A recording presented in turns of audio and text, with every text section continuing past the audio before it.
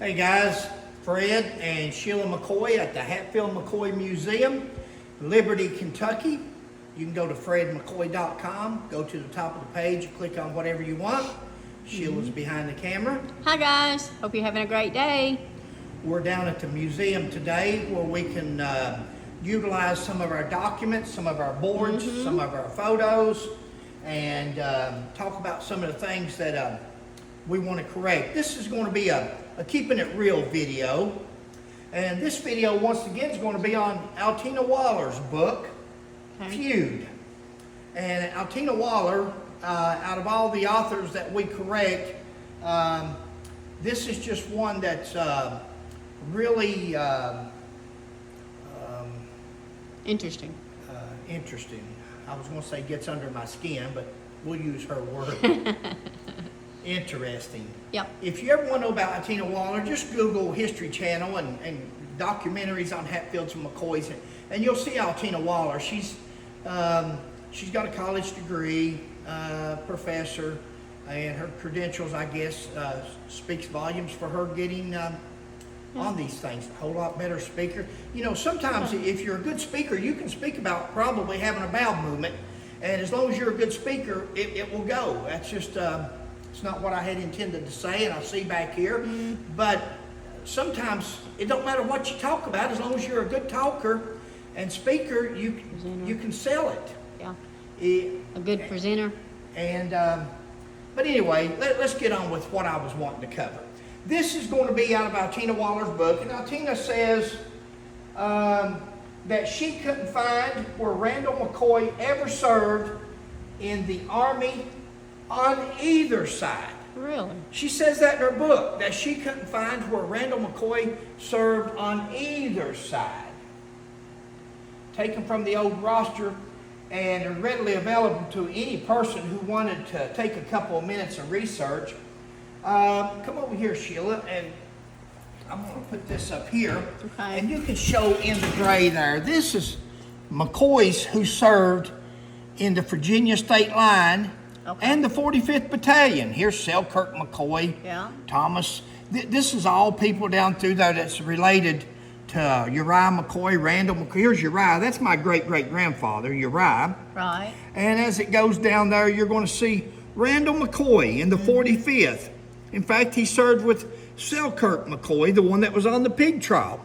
And down here again is the Uriah McCoy. Now, the Virginia state line turned into the 45th eventually, and here's some of the, you can slow on that where they can pause their TV or computer and read that.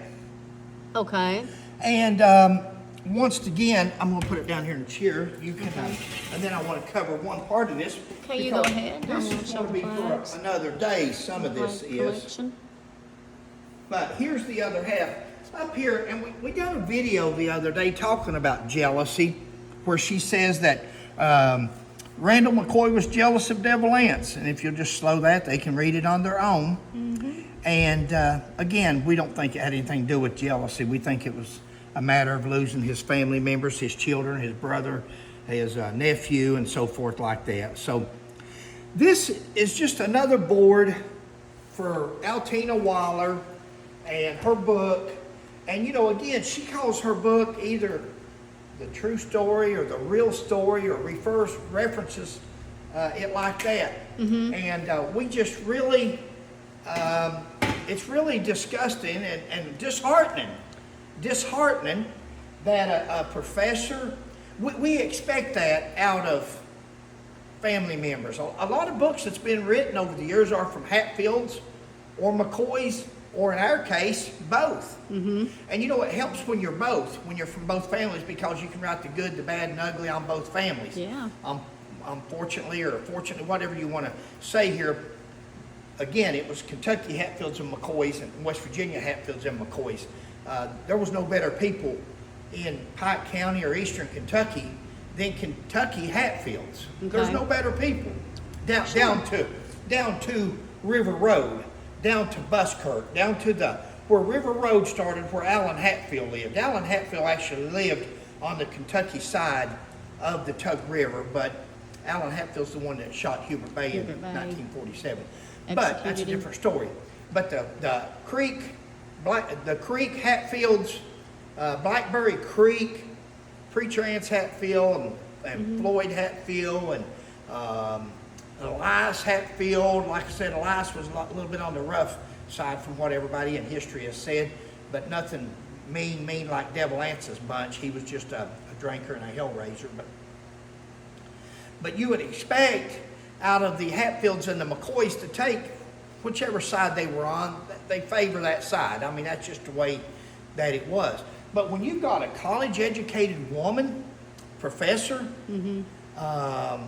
or gentleman over here like we was on a while ago, and these people brag, they brag about the universities that they came from or they graduated from, and they have nothing more than things in their books that a lay person that you'd think that a lay person that didn't know a thing or didn't do any research at all, that would be books written by somebody like that, Right. not by college-educated professionals and professors and so forth. But that was just one of the things, and there's going to be more. We've got 2 big boards on Altina as far as corrections of her book, but she says that she couldn't find no record of where Randall McCoy ever served in the military. It's any Civil War records. Those records right there was available to Altina back then, as well as they was to anybody else. But she didn't want to take the time to travel from Connecticut back and forth, or wherever she was living at the time, writing her book. She'd rather say it was economical problems or social problems. Guys, it's been Fred and Sheila McCoy, Hatfield McCoy Museum in Liberty, Kentucky. She hates me when I do this. But Hi, guys. Always. Sheila, you got something to say? Please like, subscribe, and share. Thank you, and have a great day. Thank Bye. you all.